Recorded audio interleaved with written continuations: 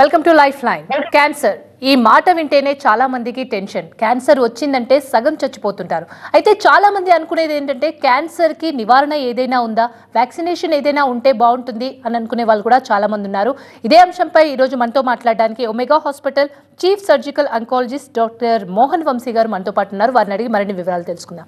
నమస్కారం డాక్టర్ గారు. నమస్తే మేడం. డాక్టర్ గారు, మామూలుగా క్యాన్సర్ వచ్చిందంటేనే చాలా మంది అది పలానా వాళ్ళకి వచ్చిందంటేనే చాలా టెన్షన్ పడిపోతుంటారు. అయ్యో క్యాన్సర్ వచ్చిందా అని అంటారు.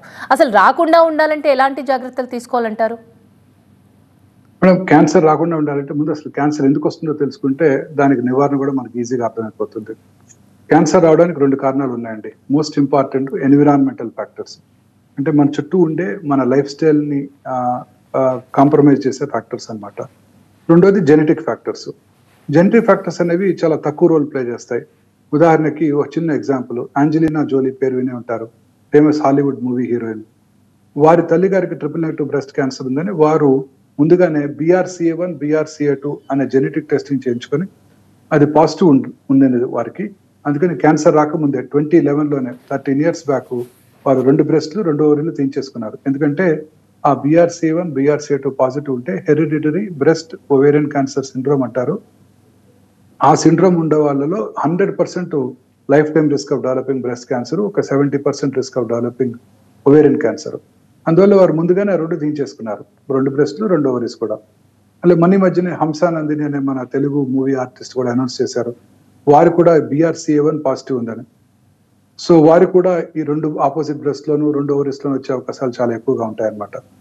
ఇలా కొన్ని రకాల జెనెటిక్ ప్రాబ్లమ్స్ ఉన్నప్పుడు ఈ క్యాన్సర్స్ వచ్చే అవకాశాలు ఉంటాయి. దాన్ని ప్రివెంట్ చేయడానికి రిస్క్ రిడక్షన్ సర్జరీస్ అంటారు, ముందుగా వాటిని తీయించేసుకోవడం. అలాగే ఫెమిలియల్ ఎడెనోమాటస్ పాలిపోసిస్ కోలి అనే జీన్ ఉంది.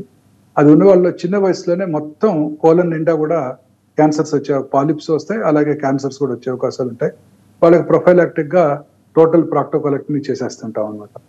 చాలా సార్లు ఇలా చేసాం, ఎస్పెషల్లీ తండ్రి గారికి ఉన్నప్పుడు ఆ జీన్ అనలైజ్ చేసుకుని పిల్లలకు కూడా 35-40 రాగానే క్యాన్సర్ రాకముందే తీసేస్తాం అనమాట. కొన్ని రకాల క్యాన్సర్స్ ఉంటాయి. మెడులరీ థైరాయిడ్ క్యాన్సర్, అది కూడా రెట్ జీన్ అంటారు, RET జీన్ ఫ్యామిలీస్ లో రన్ అవుతుంటుంది. వాళ్ళకు కూడా చిన్నప్పుడే, అంటే వాళ్ళ ఆ ఫ్యామిలీ జీన్ కనుక ఉన్నట్టయితే పిల్లలు పుట్టగానే టోటల్ థైరాయిడెక్టమీ చేసేస్తే ఫస్ట్ 1 year లోనే ఆ మెడులరీ క్యాన్సర్ రాకుండా చేసుకోవచ్చు. అలా MEN1 MEN2 అని అండ్ మల్టిపుల్ ఎండోక్రైన్ న్యూప్లేసెస్ ఉన్నాయి. ఇలా ఈ జెనెటిక్ ఫ్యాక్టర్స్ కొన్ని మనం ఐడెంటిఫై చేయగలిగాము. ఐడెంటిఫై చేసినప్పుడు రిస్క్ రిడక్షన్ సర్జరీస్ ద్వారా మనం ఆ జెనెటికల్లీ ప్రీడిస్పోజ్డ్ క్యాన్సర్స్ రాకుండా చేసుకోవచ్చు. కానీ most important cause environmental factors, మన చుట్టూ ఉండే మనని ఇన్ఫ్లుయెన్స్ చేసే ఫ్యాక్టర్స్.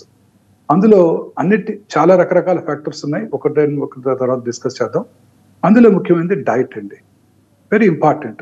ఈ ultra processed meat, red meat, high fat content ఉండే మీటు, తర్వాత అన్సాచురేటెడ్ ఫ్యాటీ యాసిడ్స్ ఉండే మీటు, అవన్నీ కూడాను సాచురేటెడ్ ఫ్యాటీ యాసిడ్స్ ఉండే అనేక రకాల ఫుడ్స్. నిన్నే విన్నాం మన మధ్య మనం కూడా డిస్కస్ చేసాం, పీచు మిఠాయి. అంటే ఈ పీచు మిఠాయి రోజు పిల్లలు తింటూ ఉంటారు, దాంట్లో వేసే ఆర్టిఫిషియల్ కలర్స్ వల్ల బ్యాన్ చేశారు పాండిచ్చేరిలోను తమిళనాడులో అని. ఎస్, అందులో ఉండే ఆ కలరింగ్ ఏజెంట్స్, ఎస్పెషల్లీ ఆ పింక్ కలర్ ఏజెంట్ లో ఉండే రోడమిన్ బి అనేది ఖచ్చితంగా క్యాన్సర్ కలిగిస్తుందని సైంటిస్టులు ఐడెంటిఫై చేసి పాండిచ్చేరి స్టేట్ లోను తమిళనాడులో కూడా వాటిని బ్యాన్ చేయడం జరిగింది. ఇలా ఈ అనేక రకాలుగా వాడే ఆర్టిఫిషియల్ కలర్స్ రోజు మనం చూస్తూనే ఉంటాం. అనేక రెస్టారెంట్స్ నుంచి మీరు కూడా చూసే ఉంటారు, వెజిటబుల్ 65, చికెన్ 65, పన్నీర్ 65 అన్ని కూడా ఆర్టిఫిషియల్ కలర్స్ వాడతారు. చాలా రకాల చైనీస్ డిషెస్ లో వాడే అజినోమోటో, చాలా రకాల రియూజ్డ్ ఆయిల్స్, అదే రెగ్యులర్ గా మార్నింగ్ బాండీ పెట్టి సాయంకాలం వరకు దాంట్లోనే మిర్చి బజ్జీలు బోండాలు వేస్తుంటారు. మనం కూడా వెళ్ళి ఆనందంగా తింటుంటాం ఒక మాట అడగకుండా. అవన్నీ కూడాను అన్ని కూడా క్యాన్సర్ కలిగిస్తాయి. సో వీటన్నిటిని కూడా ఇవన్నీ కూడా మన అవాయిడబుల్ ఫ్యాక్టర్స్. మన డైట్ ని మనం చాలా కేర్ఫుల్ గా ప్లాన్ చేసుకుని ఫ్రెష్ ఫ్రూట్స్, వెజిటబుల్స్ ఎక్కువగా తీసుకుంటూ, తర్వాత గ్రీన్స్ ఎక్కువగా తీసుకుంటూ, ఊబకాయం రాకుండా చూసుకుంటూ, రెగ్యులర్ ఎక్సర్సైజ్ చేస్తూ ఉంటే డెఫినెట్ గా మనం క్యాన్సర్ నుంచి దూరంగా ఉండడానికి అవకాశం ఉంటుంది. సో ఈ part of the food items అన్ని కూడా చాలా ఇంపార్టెంట్. ప్రాసెస్డ్ మీట్, టిన్ మీట్స్, అన్ని ఆర్టిఫిషియల్ ఫుడ్స్, అన్ని రెస్టారెంట్స్ లో దొరికే అన్ని ఫుడ్స్ లోనూ రీయూజ్డ్ ఆయిల్సే వాడతారు. అన్ని చోట్ల ఈ క్యాండ్ ఫుడ్స్, టిన్డ్ ఫుడ్స్, మీట్స్ అన్ని కూడా ప్రిజర్వేటివ్స్ వాడతారు. ఆఖరికి మనం వాడే కప్ కర్డ్ తో సహా మనకి కర్డ్ దొరుకుతుంటుంది ఆ సూపర్ మార్కెట్స్ లో తింటుంటాం, యోగర్ట్ వాటినట్టు పేర్లు పెట్టి. అన్నిట్లోనూ ప్రిజర్వేటివ్స్ వాడతారు. అన్ని కూడా మనకు హానికరమైనవి.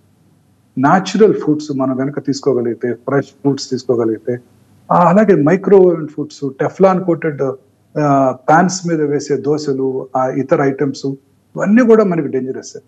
ఈ టెఫ్లాన్ కోటెడ్ లోంచి ఎన్ని రకాల కెమికల్స్ మన ఫుడ్ ఐటమ్ లోకి వస్తాయి. అలాగే మైక్రోవేవ్ పాప్కార్న్ మనం మైక్రోవేవ్ లో వేస్తుంటారు, మనం ముందే చేస్తుంటారు మూవీ హాల్స్ లోను, మాల్స్ లోను. అవన్నీ మనం చాలా ఆనందంగా తింటుంటాం. అవన్నీ కూడా కార్సినోజెనిక్ అనండి. ఈ రకాల ఫుడ్ ఐటమ్స్ అన్నిటిని కూడా మనం పూర్తిగా అవాయిడ్ చేయాల్సి ఉంటుంది. అలాగే ఫ్రెష్ ఫ్రూట్స్ ఎక్కువగా తిని, ఫైబర్ ఎక్కువగా తీసుకునే కంట్రీస్, ఆఫ్రికన్ కంట్రీస్ లో అనేక రకాల క్యాన్సర్స్ వచ్చే అవకాశాలు తక్కువగా ఉన్నాయి. సింపుల్ ఎగ్జాంపుల్, నైజీరియాలో ప్రతి 1,00,000 మందికి ఒకళ్ళో ఇద్దరు కోలన్ క్యాన్సర్ బారిన పడుతుంటే, యునైటెడ్ స్టేట్స్ న్యూయార్క్ సిటీలో ప్రతి 1,00,000 మందిలో 200 మంది క్యాన్సర్ బారిన పడుతున్నారు. అలాగే జాపనీస్ తీసుకునే డైట్ చాలా healthy diet. Except gastric cancer, వాళ్ళ అన్ని రకాల క్యాన్సర్స్ కూడా తక్కువగా చూస్తాం. For information, gastric cancer south ఇండియాలో చూస్తాము, జపాన్ లో చూస్తాం. అంటే ప్రాబబ్లీ రెండింటి మధ్య కామన్ ఫ్యాక్టర్ ఏంటంటే rice eating population. So some sort of rice లో ఉండే కొన్ని కూడా కలిగించవచ్చు. బట్ ఈ 2 చోట్ల గ్యాస్ట్రిక్ క్యాన్సర్ ఎక్కువగా కనబడుతుంటుంది. మిగతా క్యాన్సర్స్ అనేవి జపాన్ లో కూడా చాలా తక్కువగా చూస్తా ఉంటాయి. అదే జాపనీస్ యుఎస్ఏ మైగ్రేట్ అయ్యారు అనుకోండి, second generation, third generation Japanese లో కూడా వాళ్ళలో కూడా యునైటెడ్ స్టేట్స్ లో వచ్చే అన్ని రకాల క్యాన్సర్స్ అంత ఎక్కువ ఇన్సిడెంట్స్ తో second generation, third generation Japanese population లో కూడా వాళ్ళు అబ్జర్వ్ చేస్తున్నారు. అంటే దీస్ ఫుడ్ ఐటమ్స్ మనం తీసుకునే ఆహారము plays a very major role in cancer. ఈ హై ఎనర్జీ చాక్లెట్స్, బిస్కెట్స్, చాలా హై టెంపరేచర్ లో బిస్కెట్స్ హీట్ చేసి ప్రిపేర్ చేస్తారు. అదంతా కూడా రిఫైన్డ్ షుగర్. అన్ని రకాల షుగర్స్ కూడా చాలా డేంజరస్ అండి. ఈ రిఫైన్డ్ వైట్ షుగర్ అనేది హార్ట్ ఎయిల్మెంట్స్ కి, క్యాన్సర్ కూడా దారితీస్తుంది. చాలా మంది అడుగుతుంటారు, క్యాన్సర్ వచ్చిన వాళ్ళు షుగర్ తినకూడదని. Everyday I face this question. తీసుకోవచ్చు, ప్రిఫరబుల్లీ నాట్ రిఫైన్డ్ షుగరు, అది brown sugar, natural sugars, fruits నుంచి వచ్చే షుగర్స్, అవి తీసుకోవడం బెటర్. బట్ క్యాన్సర్ ఏ రకంగా షుగర్ తగ్గించేస్తే క్యాన్సర్ రాకుండా ఉంటుందని అడుగుతుంటారు డాక్టర్ గారు. అది కరెక్ట్ కాదు. Cancerous tissues will take energy from the host. Patient దగ్గర నుంచి ఎనర్జీ తీసుకుంటాయి. బట్ షుగర్ తీసుకున్నందువల్ల ఆ క్యాన్సర్ తగ్గిపోతుంది అనేది కరెక్ట్ కాదు, అది అపోహ మాత్రమే. బట్ మనందరం కూడా ఈ వైట్ షుగర్ ని పూర్తిగా అవాయిడ్ చేయడం బెటర్. చాలా అదర్వైజ్ తగిన మోతాదులో తీసుకోవడం బెటర్. రెండోది వైట్ మైదా. ఈ మైదా ఇస్ వెరీ డేంజరస్. రోజు మనం వాడే ఫుడ్ ఐటమ్స్ అన్నిట్లోనూ, అన్ని రకాల హోటల్స్ లో చేసే అన్ని కూడా ఫుడ్ ఐటమ్స్ అన్ని కూడా మైదాతోనే చేస్తారు. రుమాలి రోటీ అవనివ్వండి, నాన్ అవనివ్వండి, మీరు తినే పేస్ట్రీస్ అవనివ్వండి, కేక్స్ అవనివ్వండి, డోనట్స్ కానివ్వండి, అన్ని రకాల ఫుడ్ ఐటమ్స్ ఆ మైదా తయారు చేయడానికి గోధుమ పిండి నుంచి దాన్ని పాలిష్ చేయడానికి అనేక రకాలైన కెమికల్స్, గ్యాసెస్ వాడతారు. అందుకే టేస్టీగా ఉంటుంది. బట్ దాంట్లో వాడే అన్ని కెమికల్స్ కూడా కార్సినోజెనిక్. సో ఈ మైదాతో చేసినవన్నీ కూడా చాలా డేంజరస్ అండి. అలాగే వైట్ సాల్ట్ కూడా ఈక్వల్లీ డేంజరస్. అంటే క్యాన్సరే కాదు, అనేక రకాలైన ఎయిల్మెంట్స్ కలిగిస్తుంది, ఊబకాయానికి దారితీస్తుంది అని కూడా తగిన పరిమాణంలో తీసుకోవాల్సి ఉంటుంది మనం. Salt, so white maida, white sugar, white salt and white rice. White rice is equally dangerous. మన ప్రిఫరబుల్లీ ఇవన్నీ కూడా రిఫైన్డ్ షుగర్స్. ఈ రిఫైన్డ్ కార్బోహైడ్రేట్స్ అన్ని కూడాను మనకు ఊబకాయం కలిగిస్తాయి. ఊబకాయం ఉన్న వాళ్ళలో హార్ట్ ఎయిల్మెంట్స్, అలాగే క్యాన్సర్స్ కూడా ఎక్కువ వచ్చే అవకాశాలు ఉంటాయి. దాని బదులు మనకి తెలంగాణలో చక్కని పార్బాయిల్డ్ రైస్ దొరుకుతుంది, అలాగే హ్యాండ్ పౌండ్ రైస్ దొరుకుతాయి. ఇవి తీసుకోవడం వల్ల మనం డెఫినెట్ గా క్యాన్సర్ దూరంగా ఉండవచ్చు. సో 4 ఐటమ్స్ చెప్పాను: white sugar, white maida, white salt and white rice. 5వది వైట్ లైట్స్. ఇప్పుడు మనందరికీ కూడా ఒక రిథమ్ ఉంటుందండి. మార్నింగ్ టైం మనం లేచి పని చేసుకోవటం, రాత్రి పూట డిన్నర్ చేసేకో, తర్వాత 8కో 9కో పడుకోవటం, పొద్దున్నే లేవటం. దీన్ని సర్కేడియన్ రిథమ్ అంటారు. ఈ రిథమ్ పాటించే వాళ్ళందరిలో కూడా రాత్రిపూట పడుకున్నప్పుడు 1 o'clock 2 o'clock మెలటోనిన్ అనే హార్మోన్ ఉత్పత్తి అవుతుంది. ఈ మెలటోనిన్ అనే హార్మోన్ చాలా రకాల యాంటీ క్యాన్సర్ ప్రాపర్టీస్ ఉన్నాయి దీనికి. ఇప్పుడు ఈ రాత్రిపూట నేను మార్నింగ్ బంజారాహిల్స్ నుంచి ఎర్లీ మార్నింగ్ వస్తాను గచ్చిబౌలికి. పెద్ద పెద్ద టవర్స్, అన్నిట్లో కూడా వెల్లి టవర్స్, అన్ని చోట్ల లైటింగ్ ఉంటుంది. అనేక hundreds of buildings, 30-40 story buildings, అన్ని చోట్ల ఎంప్లాయీస్ వర్క్ చేస్తుంటారు నైట్ టైం, బీపీఓ ఆఫీసెస్ లో, అమెరికన్ టైమింగ్స్ కి, యూరోపియన్ టైమింగ్స్ కి. వాళ్ళందరిలోనూ ఈ రిథమ్ దెబ్బతింది. ఈ రిథం దెబ్బతిన్నప్పుడు ఆ హార్మోన్ ఉత్పత్తి అవ్వదు. ఆ హార్మోన్ ఉత్పత్తి అవునప్పుడు ఈ బీపీ ఆఫీస్ లో పనిచేసే వాళ్ళందరిలో కూడా అనేక రకాలైన క్యాన్సర్స్, ముఖ్యంగా బ్రెస్ట్ క్యాన్సర్, కోలన్ క్యాన్సర్, అలాగే లంగ్ క్యాన్సర్ ఇవన్నీ వచ్చే అవకాశాలు ఎక్కువగా ఉంటాయి. ఎస్పెషల్లీ విమెన్ లో బ్రెస్ట్ క్యాన్సర్ వచ్చే అవకాశాలు రాత్రిపూట పనిచేసే వాళ్ళలో చాలా ఎక్కువగా ఉంటుంది. ఈ ఆర్టిఫిషియల్ లైట్స్ కి ఎక్స్పోజ్ అవుతారు, వాళ్ళ మెలటోనిన్ హార్మోన్ ఉత్పత్తి అవ్వదు, రిథం దెబ్బతింది, రాత్రిపూట పడుకోవడం పొద్దున పూట లేస్తుండడం అనే రిథం దెబ్బతింది. ఈ మెలటోనిన్ హార్మోన్ ఉత్పత్తి లేకపోవడంతో వీళ్ళందరిలో కూడా క్యాన్సర్స్ వస్తున్నాయి. అలాగే వాళ్ళలోనే కాదు, మనందరం కూడా రాత్రిపూట ఎక్కువగా లేచి ఉంటున్నారు. ఇప్పుడు 1 గంట దాకా 12 దాకా లేచి ఉంటాం, పొద్దున్నే 9 లేవటం, ఆ లేచినంతసేపు టీవీ చూడటం, స్క్రీన్ లైట్ ఇదంతా కూడా లైట్ కి ఎక్స్పోజ్ అవటం, ఆ తర్వాత కూడా పడుకునే ముందు మొబైల్ స్క్రీన్ ముందు పెట్టుకొని వాట్సాప్ చూడటం, యూట్యూబ్ చూడటం, ఆ బ్లూ స్క్రీన్ కి ఎక్స్పోజ్ అవటం, దాంతో ఈ హార్మోన్ ఉత్పత్తి తగ్గిపోతుంది. మీరు డే టైమే పనిచేస్తుండొచ్చు, కానీ రాత్రి 9కో 8:30కో పడుకొని పొద్దున్నే 5కో 6కో లేసే వాళ్ళలో ఆ మెలటోనిన్ హార్మోన్ ఉత్పత్తి చక్కగా జరిగి వాళ్ళలో క్యాన్సర్ రాకుండా చేస్తుంది. సో అందుకని రాత్రిపూట మనం పడుకునేటప్పుడు ప్రిఫరబుల్ ఈ టీవీలు అవాయిడ్ చేయాలి, పడుకునే ముందు ఆ మొబైల్ స్క్రీన్ చూడటం అవాయిడ్ చేయాలి. ఎస్పెషల్లీ పిల్లలకి, సరే ఓల్డ్ ఏజ్ పీపుల్ పర్వాలేదు, పిల్లలకి కనుక ఇప్పుడు కనుక మనం అలవాటు చేసినట్టయితే వాళ్ళలో క్యాన్సర్ వచ్చే అవకాశాలు చాలా ఎక్కువైపోతాయి. అలాగే లైట్ కూడా ప్రిఫరబుల్లీ, ఒకవేళ బెడ్ లైట్ పెట్టుకోవాలన్న ప్రిఫరబుల్లీ డార్క్ లో పడుకోవడం బెటర్ అండి. బెడ్ లైట్ పెట్టుకోవాలన్న preferably scientist now say red colour bed light is better than all other colour lights. ఎందుకంటే red coloured light melatonin hormone ఉత్పత్తిని పెద్దగా మార్పు చేయదంట. డాక్టర్ గారు, మీరు ఇందాక చెప్తూ మనం తినే ఫుడ్ చాలా ఇంపార్టెంట్, క్యాన్సర్ రాకుండా ఉండాలంటే జాగ్రత్తలు పాటించాలి అని చెప్పారు. ఎన్ని జాగ్రత్తలు పాటించినా కొందరికి వస్తుంది. ఇందాక మీరు చెప్పినట్టు హెరిడిటరీగా కూడా వచ్చే అవకాశం ఉంది అంటున్నారు. మరి వ్యాక్సినేషన్ వేసుకుంటే అలా హెరిడిటరీగా వచ్చే వాళ్ళకి కానీ, నైట్ జాబ్స్ చేసే వాళ్ళకి కానీ రాకుండా ఉండే అవకాశం ఉందంటారా వ్యాక్సినేషన్ వల్ల? Yes ma'am. అన్ని క్యాన్సర్స్ కి వ్యాక్సిన్స్ అందుబాటులో లేవు, కానీ ఉదాహరణకి గర్భసంచి ముఖద్వార క్యాన్సర్ సౌత్ ఇండియాలో ఎస్పెషల్లీ కోస్టల్ ఏరియాస్ లో చాలా కామన్ క్యాన్సర్. భారతదేశంలో on average 80 to 1 lakh new cervical cancers diagnose చేయబడుతున్నాయి. ఈ సర్వైకల్ క్యాన్సర్ రావడానికి సైంటిస్టులు ఒక కాజ్ అండ్ ఎఫెక్ట్ రిలేషన్ కనుక్కున్నారు. అదేంటంటే హ్యూమన్ పాపిలోమేటస్ వైరస్. ఇప్పుడు అన్ని వైరస్లకి మనకి ఇప్పుడు ఉదాహరణ కరోనా వ్యాక్సిన్ ఉందనుకోండి, లేదా కరోనా వైరస్ ఉంది. కరోనా వైరస్ ఇన్ఫెక్షన్ మనకు వచ్చినప్పుడు మనకు బాడీలో దానికి ఇమ్యూనిటీ డెవలప్ అవుతుంది. ఆ ఇమ్యూనిటీ మనకు రెండోసారి కరోనా రాకుండా కాపాడుతుంది. ఒకవేళ రెండోసారి కరోనా వచ్చినా దాని ఇంటెన్సిటీ ఎక్కువ చేయకుండా చేస్తుంది. వ్యాక్సిన్ తీసుకున్నా కూడా కరోనా వచ్చినప్పుడు దాని ఇంటెన్సిటీ లేకుండా చేస్తుంది. సో ఒకసారి కరోనా వచ్చిందంటే మనకి ఇమీడియట్ గా ఇమ్యూనిటీ డెవలప్ అవుతుంది. కానీ human papillomatous virus is a very intelligent virus. అదేం చేస్తుందంటే గర్భసంచి ముఖద్వార సర్విక్స్ దాని ఎపిథీలియంలోకి లోపల ఉంటుంది, లోపల ఉండి సెల్ లోపల ఉంటుంది, సెల్ లోపల ఉండి మన బాడీ డిఫెన్స్ మెకానిజంకి దొరకదు. అలాంటప్పుడు మన బాడీ దానికి అంటే యాంటీబాడీస్ ని ప్రిపేర్ చేయదు. యాంటీబాడీస్ ప్రిపేర్ చేస్తేనే మనకి ఇమ్యూనిటీ వస్తుంది. So it's a very smart intelligent virus. So cell లోపల ఉంటుంది, మన ఇమ్యూన్ మెకానిజమ్స్ కి అందుబాటులోకి కనబడదు, అందువల్ల దానికి యాంటీబాడీస్ డెవలప్ అవ్వవు. అందువల్ల రిపీటెడ్ వైరల్ ఇన్ఫెక్షన్స్ వచ్చేసి గర్భసంచి ముఖ ద్వారా క్యాన్సర్ వస్తుంది అనమాట. ఈ రిపీటెడ్ వైరల్ ఇన్ఫెక్షన్స్ ప్రివెంట్ చేయడానికి జనరల్ గా ఆడపిల్లలందరికీ కూడా 10 సంవత్సరాలు 10-12 ఏళ్లలో కనుక మనం ఈ సర్వైకల్ క్యాన్సర్ వ్యాక్సిన్ కనుక ఇచ్చినట్టయితే 2 రకాల వ్యాక్సిన్స్ అందుబాటులో ఉన్నాయి. 2 కూడా ఇండియాలో మనకి అతి తక్కువ ఖరీదులో అందుబాటులోకి వచ్చాయి. మన ఆడపిల్లలందరికీ 10-12 ఏళ్ళు వచ్చినప్పుడు సెల్ ఫోన్ గిఫ్ట్ ఇవ్వకుండా ఒక వ్యాక్సిన్ గిఫ్ట్ చేసినట్టయితే ఈ ప్రమాదకరమైన వైరస్ ఇన్ఫెక్షన్ రాకుండా చేసుకోవచ్చు. స్మాల్ పాక్స్ ని, పోలియోని మన భారతదేశంలో మనం ఎట్లా ఎరాడికేట్ చేయగలిగాము, ఈ గర్భసంచి ముఖద్వార cancer one of the commonest cancers in south India. దీన్ని మనం పూర్తిగా ఎరాడికేట్ చేయవచ్చు. ప్రతి 6 నిమిషాలకి భారతదేశంలో ఒక స్త్రీ సర్వైకల్ క్యాన్సర్ వల్ల ప్రాణం కోల్పోతున్నారు. ప్రతి 4 నిమిషాలకి ఒక స్త్రీ బ్రెస్ట్ క్యాన్సర్ బారిన పడుతున్నారు. సో ఈ 2 క్యాన్సర్స్ కూడా ప్రమాదకరమైన క్యాన్సర్స్ అన్నమాట. ఈ గర్భసంచి ముఖద్వార క్యాన్సర్ రాకుండా మనకి వ్యాక్సిన్ అందుబాటులో ఉంది. ఆడపిల్లలందరికీ ఇవ్వచ్చు, పెళ్లి కాకముందు అందరికీ కూడా ఇచ్చేయచ్చు. పెళ్ళైన వాళ్ళకి మాత్రం ముందుగా పరీక్ష చేసుకొని లిక్విడ్ బేస్డ్ ప్యాప్స్మియర్ చేసుకొని క్లినికల్ ఎగ్జామినేషన్ గైనకాలజిస్ట్ తో చేయించుకొని అది కనుక నార్మల్ గా ఉన్నట్టయితే వ్యాక్సిన్ తీసుకోవాల్సి ఉంటుంది. వ్యాక్సిన్ తీసుకున్నాక ఒక 6 నెలల పాటు ప్రెగ్నెన్సీ అవాయిడ్ చేయాల్సి ఉంటుంది. 45 ఏళ్ల వయసు ఉన్న వాళ్ళందరూ వరకు కూడా ఈ వ్యాక్సిన్ తీసుకోవచ్చు. బట్ ఎర్లీగా ఇచ్చినట్టయితే 10-12 ఇయర్స్ లోనే వ్యాక్సిన్ ఇచ్చినట్టయితే చాలా యూస్ఫుల్ గా ఉంటుంది. దీన్ని ప్రైమరీ ప్రివెన్షన్ అంటారు. సెకండరీ ప్రివెన్షన్ కూడా ఉంది గర్భసించు ముఖద్వార క్యాన్సర్. అదేంటంటే క్యాన్సర్ రాకముందే ప్రీ క్యాన్సరస్ ఫేజ్ అని ఒకటి ఉంటుంది.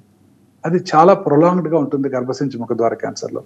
ఇంకే క్యాన్సర్కి మనం స్క్రీనింగ్ చేసుకున్నా క్యాన్సర్ని ముందు దశలో గుర్తించవచ్చు, కానీ సర్వైకల్ క్యాన్సర్ స్క్రీనింగ్ ద్వారా క్యాన్సర్ రాకుండా చేసుకోవచ్చు. దీన్నే సెకండరీ ప్రివెన్షన్ అంటారు.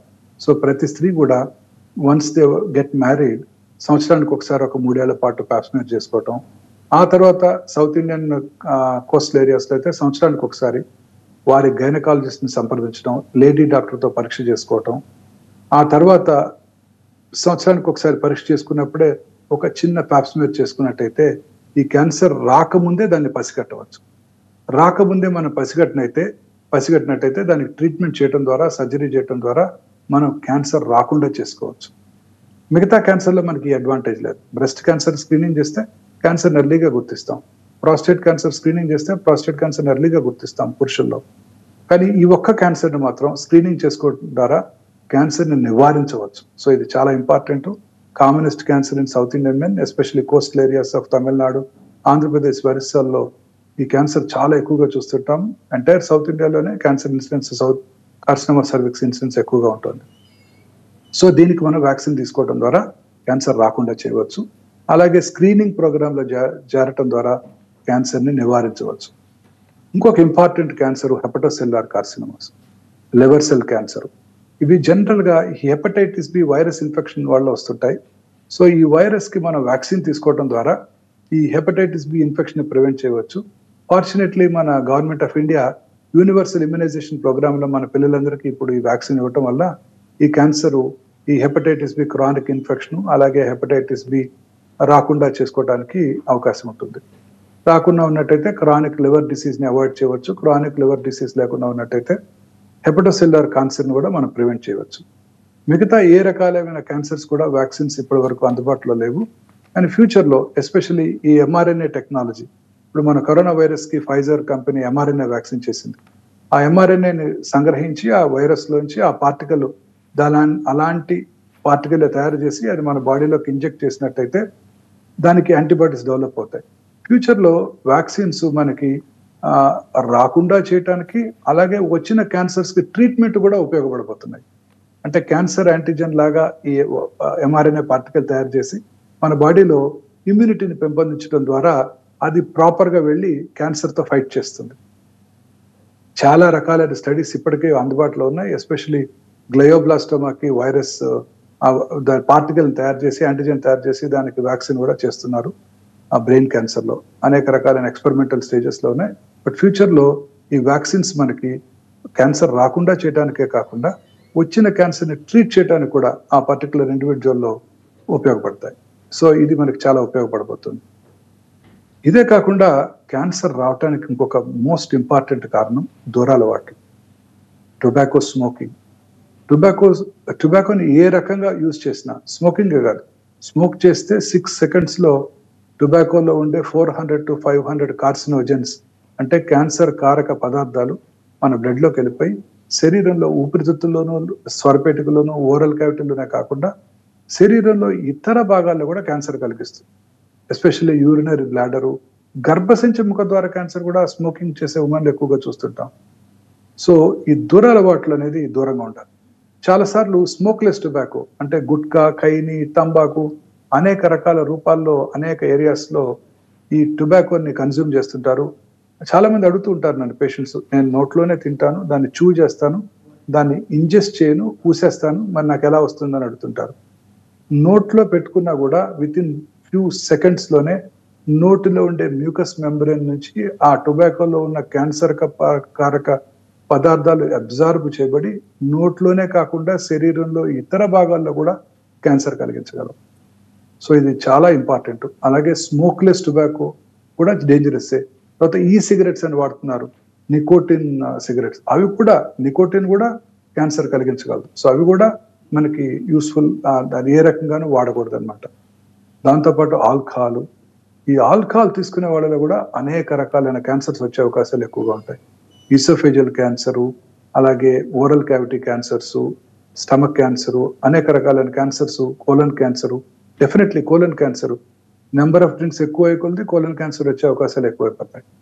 సో ఈ కోలన్ క్యాన్సర్ ఇంకొక ఇంపార్టెంట్ రీజన్ ఫైబర్ తక్కువగా తీసుకోవటం, ultra processed food, fatty foods ఎక్కువగా తీసుకోవటం, ఇవన్నీ కూడా కోలన్ క్యాన్సర్ రావడానికి దోహదం చేస్తాయి. So alcohol itself is dangerous, alcohol smoking both are dangerous. ఈ రెండు కంబైన్ చేసినట్టయితే చాలా ఎక్కువ సినర్జిస్టిక్ ఎఫెక్ట్. ఉదాహరణకి 10 మంది స్మోక్ చేసినట్టయితే వారిలో 4కి క్యాన్సర్ వచ్చే అవకాశాలు ఉన్నట్టయితే, ఆల్కహాల్ 10 మంది తీసుకున్నట్టయితే ఒకళ్ళకి క్యాన్సర్ వచ్చే అవకాశం ఉంటుంది. బట్ రెండు కలిపి తీసుకున్నారు అనుకోండి, స్మోకింగ్ ఆల్కహాల్, 10 మందికి 8 మందికి క్యాన్సర్ వస్తుంది. సినర్జిస్టిక్ ఎఫెక్ట్ అన్నమాట.